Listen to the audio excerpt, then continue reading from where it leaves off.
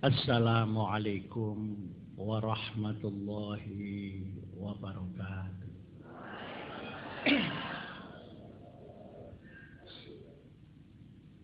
Bismillahirrahmanirrahim. Alhamdulillahilladzi alafa baina qulubina. Fa asbahna bi ni'matihi ikhwan. Allahumma salli ala sayyidina wa maulana wa syafi'ina wa uswatina wa habibina wa qurrati a'yunina Muhammadin sallallahu alaihi wasallam wa ala alihi wa sahbihi ila yaumil qiyam. Subhanaka la ilma lana illa ma 'allamtana innaka antal alimul hakim.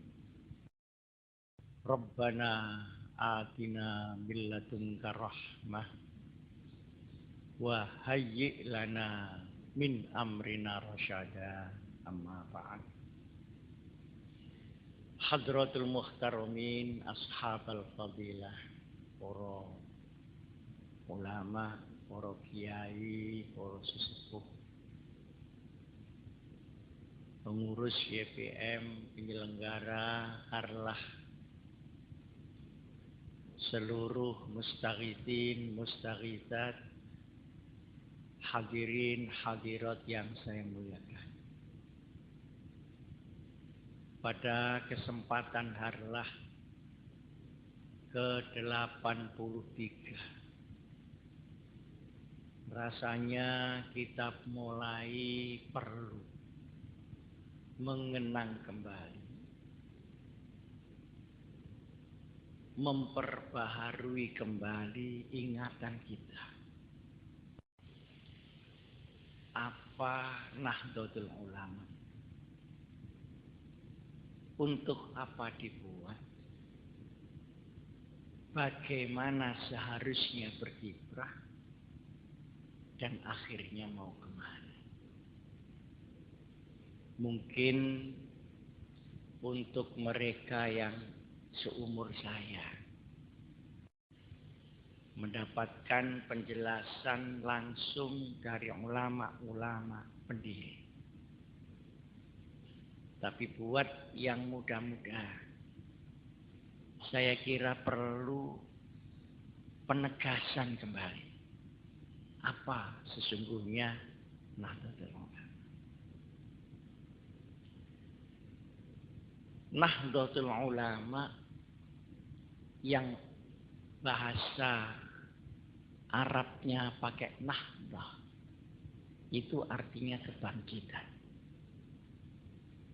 Jadi orang NU punya kewajiban untuk bangkit.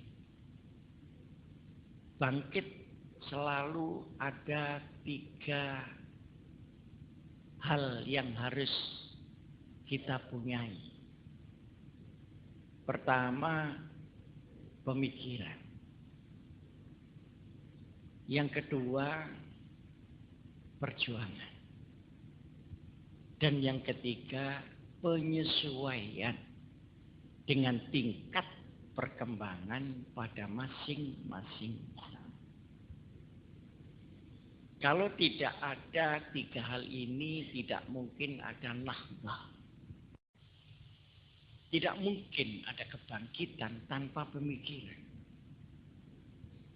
tanpa perjuangan, dan tanpa penyesuaian terhadap zaman yang disebut basirun bi ahli zamanihi. Para pemimpin yang dapat mengukur tingkat zaman itu dapat melihat maknanya, kemudian membawakan Nahdlatul Ulama tepat zaman dan tepat usia. Yang bangkit apa? Al-ulama. Ulama di sini ada 2 hal yang perlu kita fahami. ulama sebagai pribadi dan ulama sebagai ilmul ulama. Nah, di tengah-tengah NU tentu ada ulama. Ada kiai.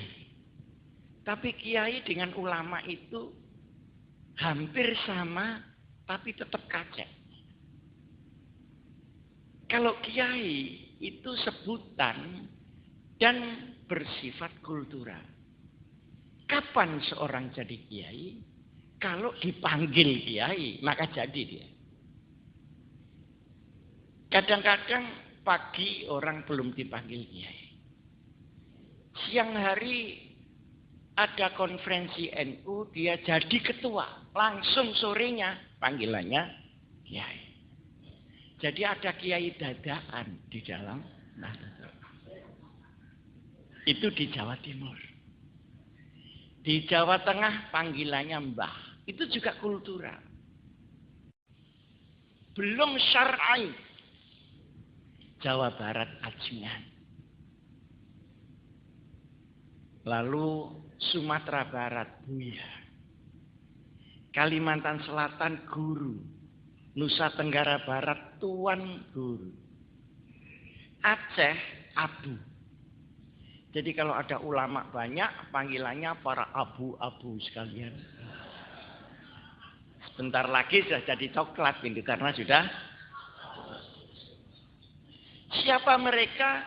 Mereka adalah yang dihormati umat dengan sebutan kultural itu tadi. Tapi kalau ulama itu yang manggil bukan masyarakat. Yang memanggil adalah Al-Quran dan hadis Rasulullah Sallallahu Alaihi Wasallam. Kalau Quran yang manggil, berarti yang memanggil adalah kalamullah. Kalau yang memanggil itu hadis, berarti itu sabda Rasulullah Sallallahu Alaihi Wasallam.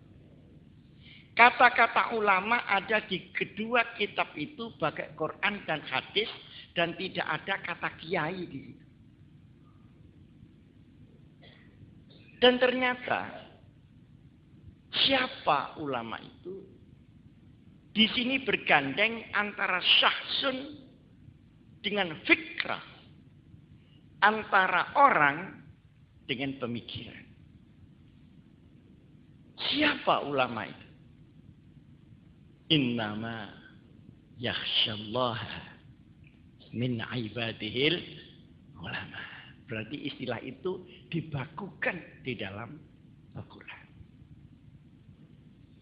Hanya hamba Allah yang punya khasyatullah, takut kepada Allah, dia punya kemungkinan untuk menjadi ulama. Tidak otomatis. Kemungkinan. Tetapi kalau tidak ada khasyatullah, jangan harap dia menjadi ulama. Innama adatun min adawatil hasr. Hanya namun. Di sini bedanya ulama dengan SAG. Sarjana alam ghaib.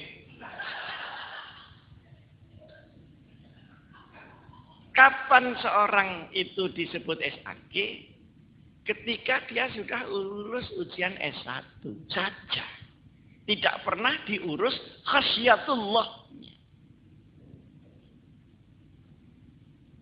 Nah ternyata khasyatullah adalah syarat seorang ulama sebelum ilmu, sebelum amal, sebelum hikmah, sebelum istiqamah, dan sebelum basirah. Orang-orang yang mempunyai khasyatullah, kemudian dia mendapatkan ilmu, maka ilmu ini menjadi bertanggung jawab. Al-ilmu syai'un wa mas'uliyatul ilm syai'un akhar. Ilmu itu sesuatu, tapi pertanggungjawaban ilmu sesuatu yang lain. Ilmu hukum bisa kita dirikan fakultasnya. Tapi keadilan itu tidak ada fakultas.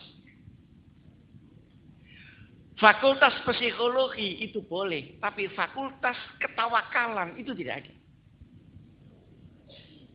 Yang ada fakultas penggeragasan di mana.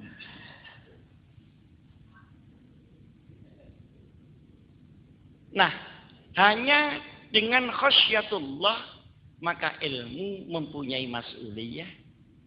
Nah, ketika mas'uliyah itu ada, maka ilmu berubah menjadi amal.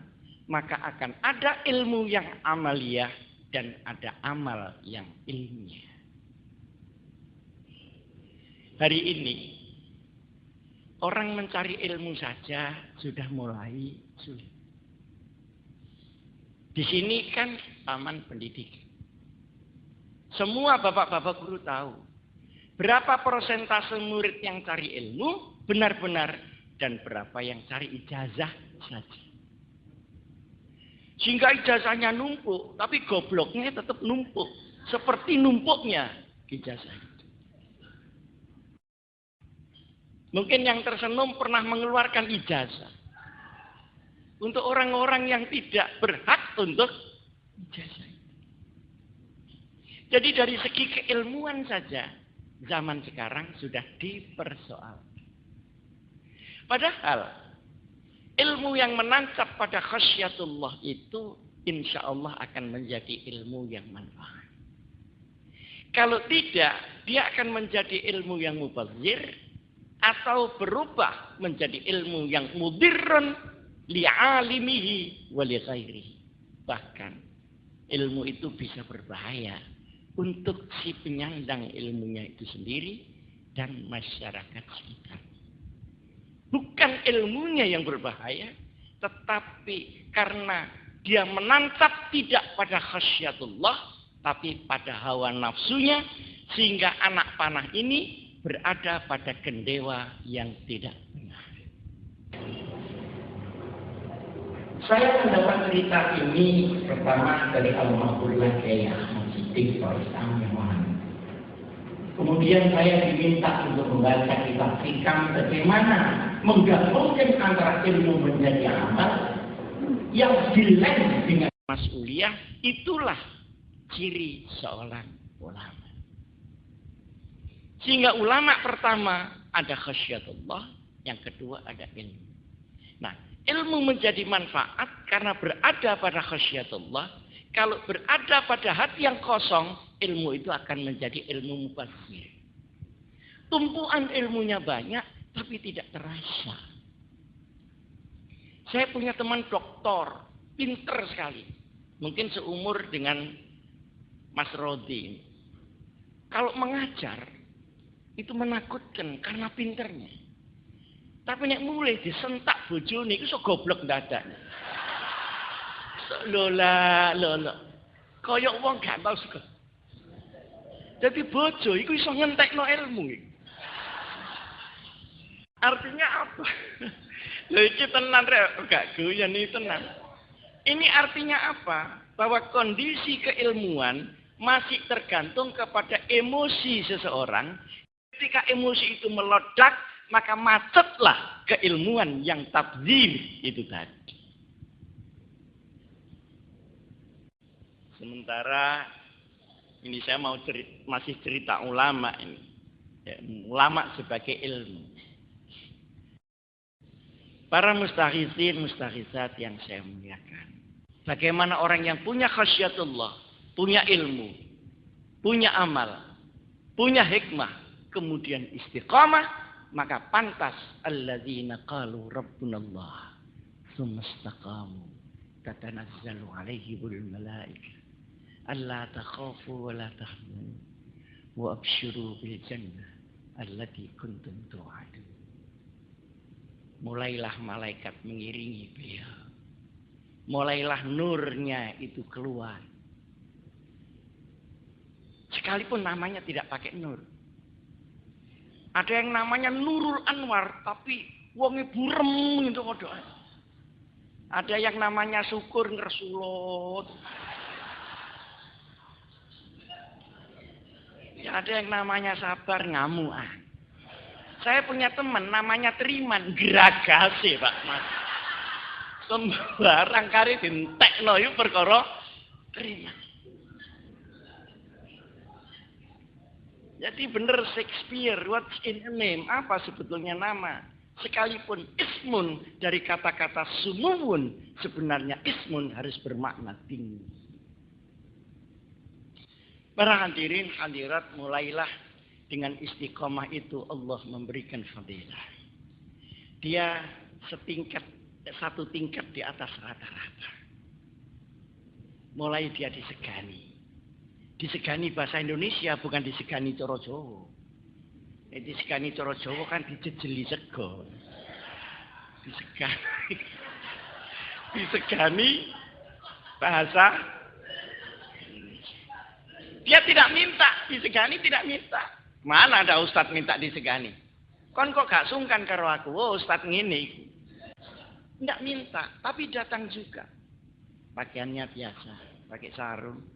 Kadang-kadang yang tidak sabuan. Dan rata-rata tidak katoan juga. Karena selain praktis juga ISIS, di samping yang di dalam juga bisa demokratis. Jadi demokratisasi internal itu mengakibatkan kebebasan gerakan ke kiri dan ke kanan. Wah ini jangan diterus-terus yang kasih ngaji. Nah, maka mari sebagai orang NU kita raih kembali itu. Minimal kita sadar bahwa kita salah dan kita harus kembali menuju ke sana. Paling tidak. Karena kalau titik-titik yang diterangkan itu tadi kita tinggalkan, kita akan diberikan Allah yarfa'ullahul barakata min kasbih. Na'udzubillah min dzalik. Berkah dari perjuangan kita bisa ditarik oleh Allah. Berkah kehidupan. Kehidupannya diberi, berkahnya ditarik. Rezekinya dikasihkan, berkahnya ditarik. Ilmunya dikasihkan, berkah ilmu ditarik. Pangkatnya dikasihkan, berkahnya ditarik. Karena titik-titik itu tadi sudah lepas dari masyarakat. Sayati zamanun yafirruna minal ulama. Yang dimaksud bukan min syahsil ulama, tapi min ilmil ulama. Yang tadi saya sebutkan, fayabtalihumullahu bisalati baliyah. Yang pertama adalah yarfa'illahul barakah min kasbih. Cobalah kita jujur kepada diri kita. Hari ini kita hidup di negeri yang indah, tetapi hati penuh gelisah. Di negeri yang subur, tapi kita miskin di tengah kesuburan. Di negeri yang penuh buah-buahan, tapi kita kurang gizi di mana-mana. Kita sebagai negara Islam terbesar di dunia, tetapi semua pelanggaran agama lengkap ada di Indonesia. Semangat amar ma'ruf mungkin tinggi, tapi semangat nahi mungkar turun drastis di mana-mana. Bahkan di kalangan NU sendiri, semangat dakwah itu sudah turun. Yang masih kelihatan naik adalah semangat khitobah. Tapi dakwah yang bil hikmah ay bil adillatil muhakkamah wal mau'izatil hasanah wal mujadalah billati ya ahsan. Turun terus. Kita terjebak pada rutinitas. Dan ini perlu kita koreksi di tengah-tengah harlah. Para hadirin, sekarang ada gejala baru. Gejala bahwa pemimpin jauh dari umatnya. Dan umat tidak ngereken pemimpinnya. Padahal seharusnya umat itu yastami'unal qaul fayattabi'una ahsan. Mereka mendengar, meneliti apa yang didengarkan. Kemudian mengambil hal-hal yang mungkin untuk dia lakukan. Sekarang sudah sulit mencarinya. Alhamdulillah di NU masih ada. Sekalipun sudah turun. Tapi masih ada. Organisasi lain ngumpulkan orang sekian. Tidak bakal ada Pak. Tidak bakal ada. Kecuali di Sangone. Itu pun kadang-kadang diambil sangunan tok dan tidak teko. Wong ada yang pengalaman mestinya. Para hadirin hadirat yang saya muliakan. Tetapi sekarang ini ada presiden pidato. Yang mendengarkan bupati, bupatinya tidur. Marah presiden. Kenapa saya pidato, bupati kok tidur? Dibangunkan bupatinya itu. Karena kaget, dia juga marah. Kenapa saya dibangunkan? Ini kan melanggar HAM. Akhirnya marah-marah, ketemu marah-marah. Berarti junudun mujannadah sudah putus di mana-mana di negeri kita. Masihkah kita belum merasa bahwa sesungguhnya berkah dan kesedapan hidup, baik hidup pribadi maupun hidup bernegara, sedang merampas ini di mana-mana. Para hadirin hadirat yang saya muliakan. Bisakah seorang memikirkan dan membayangkan bahwa di sebuah negeri yang kaya raya seperti Indonesia, tapi berpenduduk miskin, lahannya nganggur, orangnya juga nganggur. Mestinya kalau lahan nganggur, dia kerja keras mencangkul. Ini lahannya nganggur, orangnya juga nganggur. Kemiskinan ada di mana-mana. Kemiskinan bukan hanya merusak nama kita di Indonesia, tapi menghancurkan nama Indonesia di seluruh dunia. Karena saya sudah keliling di mana-mana, nama Indonesia tidak sesedap yang kita bicarakan di sini. Apakah dia di Timur Tengah, di Eropa, di Australia maupun di Amerika. Karena kemiskinan itu pula, akhirnya timbal balik antara pemimpin dengan umat. Pemimpin kehilangan amanat. Akhirnya umat mau memilih kalau membayar. Atau kalau dibayar. Sedangkan orang yang bisa membayar rakyat pasti bukan orang yang bersih hartanya. Mungkinkah orang yang bersih hartanya dia bisa membayar satu persatu orang di Jawa Timur? Tidak mungkin. Mungkin yang tepuk tangan ini caleg-caleg miskin.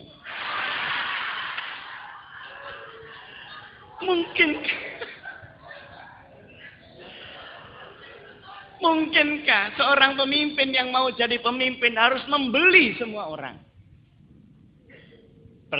Jawabannya adalah kalau pemimpin ini jujur pasti tidak kuat membeli. Kalau dia kuat membeli perlu diurus dari mana uangnya. Nah, kalau uang itu diberikan secara tidak baik, berarti buntut di sini ada manipulasi dan ada korupsi. Maka timbal balik inilah yang menjadikan wa yusallitu alaihim sultanan zalim. Rakyat yang miskin kemudian memilih pemimpin yang tidak benar karena kemiskinannya akan menyuburkan orang-orang yang tidak benar menongkrong menjadi pemimpin di mana-mana. Disinilah ada timbal balik antara rakyat dan pemimpinnya. Mana yang lebih dahulu kita tidak tahu. Seperti telur dengan ayam. Ayam dari mana? Dari telur. Tapi ternyata telur juga keluar dari ayam. Sekarang ini, ya ini rahasia, jangan ngomong-ngomong orang. Saya dikelui oleh teman-teman dari NU sendiri. Ini kan musim mau caleg. Caleg itu partainya tok 44, Pak. Jadi lebih banyak daripada wiridan. Kalau 44 dipakai wiridan itu sudah, Masya Allah sudah. Nah, mereka terbentur kepada keadaan masyarakat yang pragmatis. Yang semua serba uang. Saya tanya masyarakat, kenapa Anda serba uang? Ternyata karena dia hilang kepercayaan. Daripada nanti saya tidak disapa lagi, lebih baik sekarang saya minta uang. Artinya apa? Artinya kita dalam kondisi yang tidak sehat di dalam berbangsa, bernegara, dan bermasyarakat. Sulit orang itu miskin tetapi iffah. Sulit. kecuali orang-orang yang dipilih oleh Allah. Dia fakir tapi afif. Umumnya kadal fakru ayyakuna kufra. Kufur paling tinggi adalah kufur iman. Di bawahnya kufur nikmat. Di bawahnya lagi kufur pemikiran, kufur hati dan sebagainya. Semua dijual. Pertama barangnya dijual. Yang kedua pikirannya dijual. Hatinya dijual. Kehormatannya dijual. NU-nya dijual. Tidak peduli. Pokoknya ada uang dapat. Ini para bapak. Penyakit ini tidak bisa disembuhkan tanpa ma'unah Allah subhanahu wa ta'ala. Para bapak. Saya termasuk orang yang di bawah yang mau. Saya di atas yang mau. Saya tahu bagaimana rasanya orang tidak makan. Karena saya berkumpul dengan orang NU yang miskin. Tapi juga saya tahu apa yang terjadi sesungguhnya di puncak-puncak harta benda dan di puncak-puncak kekuasaan. Ketepatan saya diizinkan oleh Allah untuk tahu itu. Luar biasa. Kepalsuan luar biasa.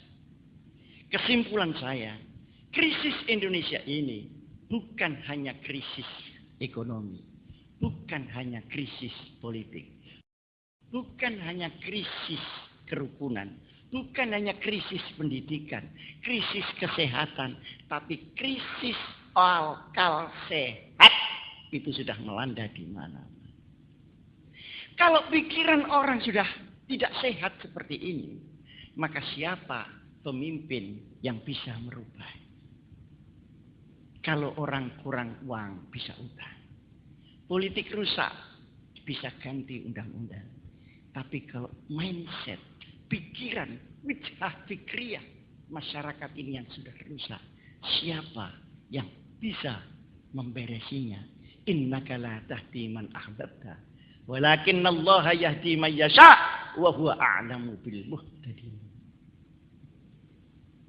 NU menjadi harapan untuk kerusakan ini.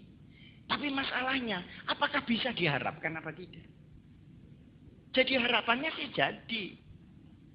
Tapi bisakah diharapkan untuk mengangkat kembali seperti yang tadi saya katakan?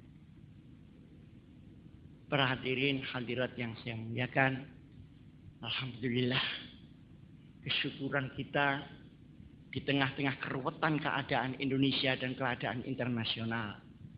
NU ini menjadi tumpuan baik nasional maupun internasional, tetapi yang ditumpukan itu adalah jalan pikiran itu tadi. NU yang moderat, NU yang wal-wasatiyah, yang tawassut, yang i'tidal, yang tawazun, yang tasamuh dan tasyawur. Ini menjadi kebanggaan Indonesia. Tidak akan pernah ada keputusan-keputusan tentang Islam dan hukum di Indonesia tanpa Nahdlatul Ulama. Tidak akan pernah. Dan sekarang ternyata setelah pikiran-pikiran Nahdlatul Ulama dibawa ke internasional, ternyata juga laku di mana-mana. Sudah membuat muktamar 3 kali. Al-Mu'tamarud Duwali lil Ulama wal Musaqqafin al-Islamiyyin.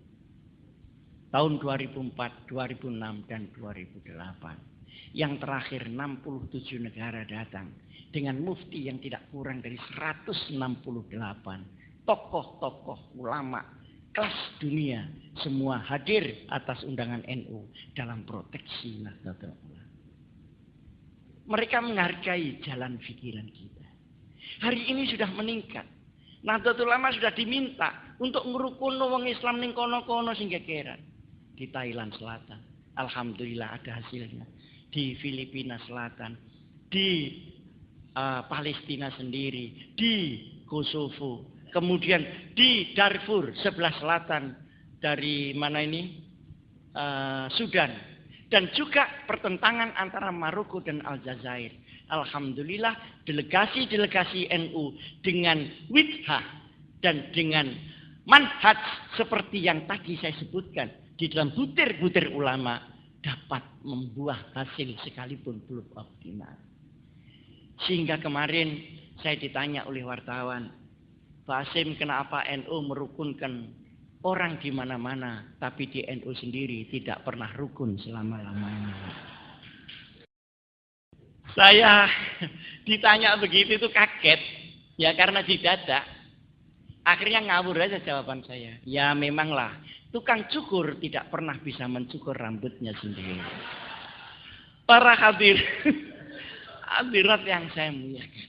Nah, ini semua kebenaran-kebenaran yang tadi saya sebutkan tidak mungkin bisa jalan tanpa nizam. Maka diperlukan jamaiyah, diperlukan nizam, tidak diperlukan satu persatu pada yang blesat. La islama illa bi jama'atin wala jama'ata illa bi imaratin wala imarata illa bi ta'ah. Itu kan sudah makanan kita semenjak madrasah ibtidaiyah. Al-haqqu bi ghairi nizam qabla bil batil bin nizam. Kita besar, kita banyak, kita hebat pemikirannya, tapi kalau kita tidak organisir itu dengan baik, kita akan dihabisi oleh kelompok-kelompok yang tidak hak tetapi munazzam karena dia mempunyai gerakan-gerakan yang sistematik. Maka sekarang muhasabah kita, benarkah NU sudah tertata seperti besarnya NU ini? Ataukah kita hanya penataan dalam segi teori, tapi kenyataannya kita bergerak sendiri-sendiri tanpa arah? Para hadirin hadirat, ingat, untuk menata NU tidak gampang. Karena NU ini tumbuh dari bawah. Lain dengan Muhammadiyah yang tumbuh dari atas. Yang turun dari atas, top down namanya. Kita ini bottom up. Kita ini dari ulama, bekerja sendiri-sendiri, kemudian bergabung menjadi Nahdlatul Ulama. Sehingga kekuatan itu pada masing-masing beliau-beliau itu sebenarnya. Dari kultural membentuk struktur. Kalau Muhammadiyah, dari struktur membentuk kulturnya. Maka apa-apanya lebih rapi. Madrasahnya SMP-nya semua SMP Muhammadiyah. Universitasnya Universitas Muhammad semua. Sehingga waktu ada orang luar negeri datang ke Indonesia tanya, Pak, ini semua kok milik Muhammadiyah? Universitas Muhammadiyah, rumah sakit Muhammadiyah, sekolah-sekolah kejuruan, yang milik NU yang mana? Ya saya didadak yang ngawur lagi. Pokoknya selain ada tekinya Muhammadiyah, milik NU semua. Repot sudah. Wong namanya yo gak tau ono NU sing YPM lah sing Cokro Aminoto, sing anu SMP Sarip Tambak Yoso. Jadi tidak munazam. Lah mari kita anu sedikit-sedikit. Tadi siang Pak Profesor Abu Amar datang ke saya bilang, Pak Abu, tolong RSI Surabaya itu diganti namanya Rumah Sakit Nahdlatul Ulama. Pertama nanti yayasannya namanya Yarsi gini-gini, tulis kecil-kecil di bawah, yang besar itu tuh Rumah Sakit Nahdlatul Ulama, biar menjadi contoh rumah sakit NU se-Indonesia, nanti dengan serentak diganti dengan nama Nahdlatul Ulama. Dan ini harus kita kerjakan, tidak cukup hanya dikeploi saja di sana. Rumah sana ini bisa dikeploi wis beres rumahnya. Parah. Nah, ini semuanya menunjukkan bahwa organisasi kita masih lemah dibanding kekuatan kita yang sesungguhnya. Padahal orang luar, maaf ini jangan ditulis di koran. Orang luar, di luar Nahdlatul Ulama, hampir tidak ada, saya tidak mengatakan tidak ada, hampir tidak ada yang menginginkan NU bersatu padu, hampir tidak ada. Karena dengan bersatu padunya NU, mereka akan kekancingan lawang di mana-mana.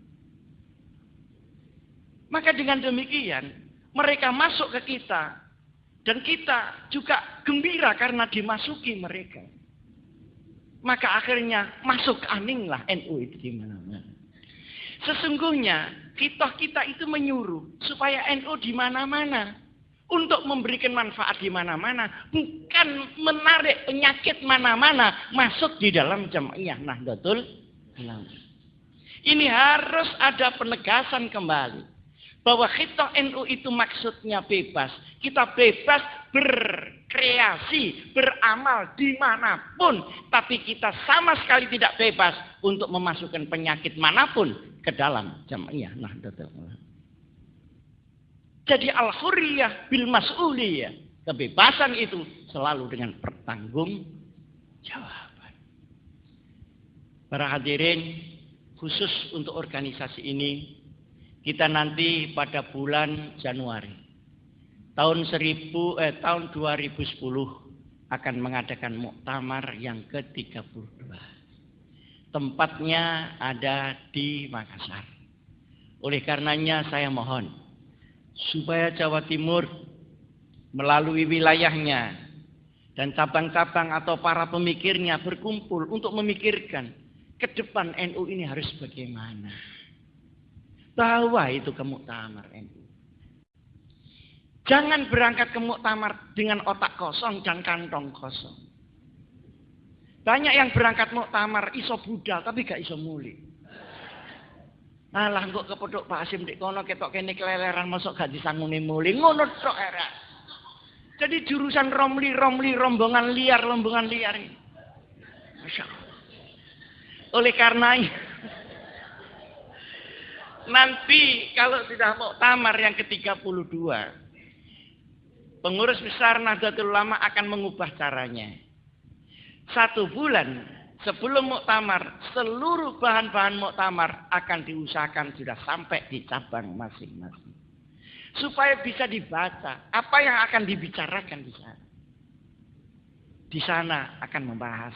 Kita akan berikan verslah pertanggungjawaban apa yang dilakukan oleh PBNU selama ini.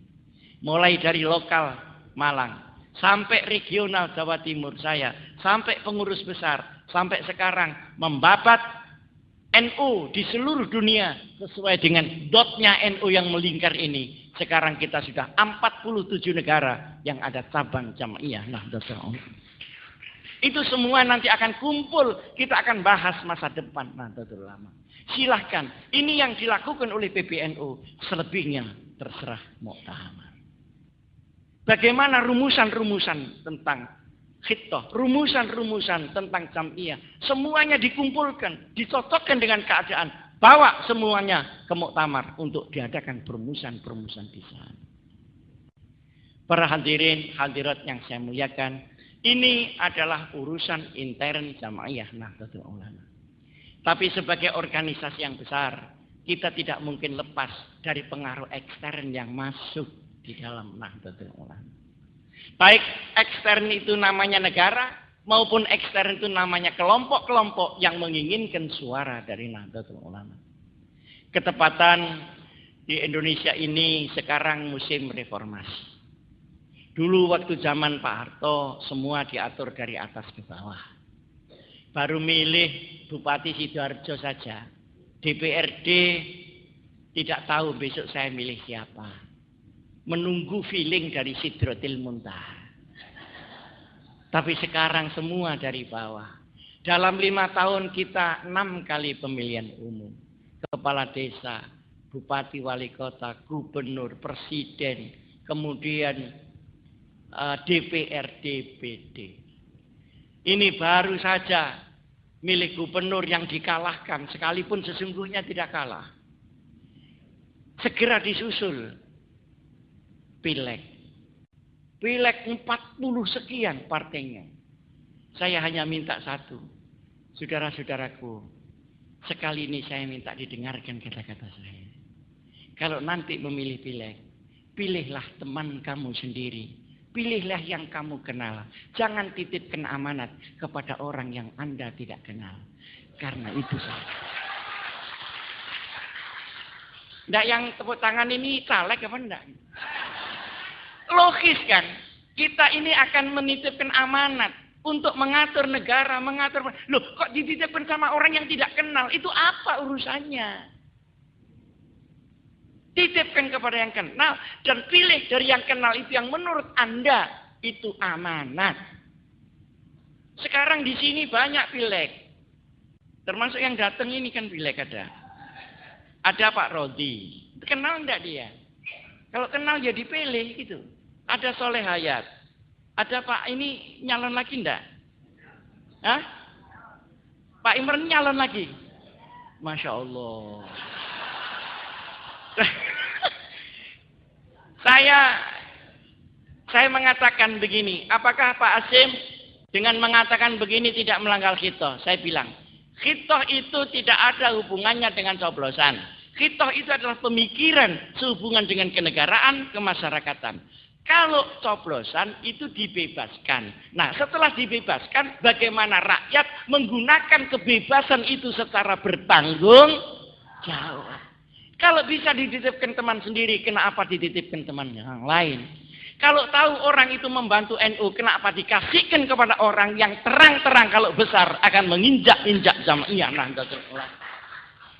Jadi selain kita ada muhasabah, kita harus ada muraqabah. Kewaspadaan terhadap keselamatan jamaahnya Nahdlatul Ulama. Di kiri kanan kita diceritakan Kiai Abdurrahman, banyak yang tidak suka tahlil, banyak yang mengharamkan ini itu. Terus sampean pilih, akhirnya kan haramnya tambah kandel.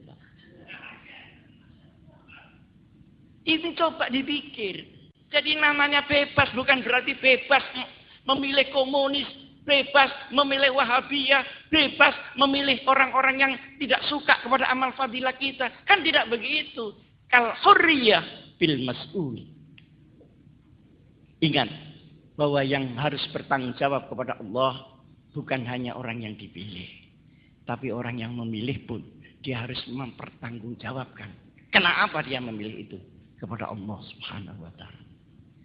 Hadirin hadirat yang saya muliakan, akhirnya saya mohon doa. Karena sekarang ini sudah mulai ditata muktamar Nahdlatul Ulama, sudah dibentuk panitianya, nanti berada di Makassar. Dan untuk penataan ini benar-benar kita memerlukan konsepsi dari Jawa Timur. Saya berharap agar Jawa Timur jangan kalah dengan yang lain. Sekarang wilayah-wilayah di luar Jawa bukan main majunya. Dan rata-rata gubernurnya dari Nahdlatul Ulama. Tahukah Bapak bahwa penguasa otorita Batam itu orang NU? Saya baru datang dari Riau, gubernur NU, gubernur Riau adalah pengurus wilayah NU. Saya datang ke Sumatera Selatan, saudara Alex Nurdin, dia adalah mustasyar Nahdlatul Ulama.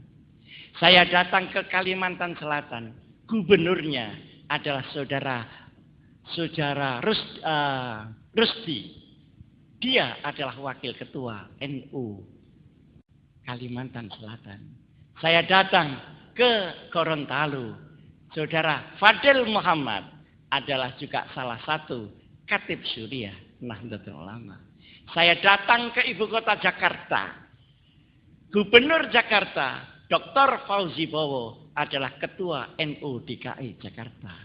Ketika saya datang ke Jawa Timur, tidak ada apa-apanya di Jawa Timur. Saya tidak tahu itu kena apa. Mungkin karena Jawa Timur sudah maju duluan, jadi sekarang sudah kesel maju. Para hadirin yang saya muliakan, saya kadang-kadang berteriak di sana sini, tidak didengarkan. Lebih senang mendengarkan orang lain. Kenapa? Waktu saya datang di Bojonegoro, tolong ini, jangan yang itu. Ini nggak suka sama NU, nggak percaya. Akhirnya ke sana, sekarang dedel duel NU di sana. Lamongan, sekarang masuk lagi Lumajang, masuk lagi Trenggalek. Bagaimana? Sayangnya orang NU kalau diberitahu tidak pernah mendengarkan. Itu ada tembok, jangan ditabrak. Tapi ditabrak juga setelah benjut baru tahu, oh iya ternyata di sini ada. Akhirnya kita harus baik setelah benjut di mana-mana. Maka untuk Jawa Timur kita harus melalui pembenjutan terlebih dahulu sebelum kita seperti daerah-daerah yang lain. Para hadirin hadirat, Saya tahu bahwa NU ini malati. Yang malati itu bukan pengurus NU, tapi ajaran NU dan umat NU-nya ini. Ajaran yang tadi saya sebutkan. Dan umat yang solihin dan solihat inilah yang malati. Bukan Gus Dur yang malati. Bukan Hasyim Muzadi yang malati. Bukan Kiai Miftah yang malati. Ajaran dan umat. Saya minta caleg yang berdiri di sini. Ambil pelajaran. Kalau mau dipilih NU, jangan mengkhianati Jamaiyah Nahdlatul Ulama. Saya sudah mengalami pemilihan umum semenjak tahun 71. Semenjak 71, saya sudah menjadi calon ketika itu. Umur saya masih 18 tahun. Saya jadi DPRD di Malang umur 19 tahun. Dan alhamdulillah tidak sampai masuk penjara seperti DPRD yang ada di Sidoarjo. Saya tahu betul bahwa orang-orang yang membantu NU, dia akan mendapatkan husnul khotimah. Allahumma. Dia akan mendapatkan waladun soleh dan bintun solehah. Dia insya Allah akan mendapatkan keluarga yang sakinah. Tapi mereka yang menyakiti hatinya umat ini, yang mencederai NU, rata-rata berakhir dengan tidak baik. Itu dari masa ke masa. Begitu tahun 71, begitu pula tahun 77, begitu pula 82, dan seterusnya, dan seterusnya. Kepercayaan demi kepercayaan luntur karena hilangnya amanat. Bapak-bapak yang di sini tentu masih segar ingatan. Tahun 77, ketika itu partainya Partai P3, semua bersemangat untuk kampanye. Rumahnya minta untuk ditempati kampanye. Dan berani nyembelih sapi dan nyembelih kambing untuk kampanye itu. Karena ada semangat jihadi. Kemana semua itu sekarang? Kemana dan kemana? Insya Allah dengan muhasabah dan muraqabah kita akan dikembalikan kepada Allah, oleh Allah, kepada siratal mustaqim.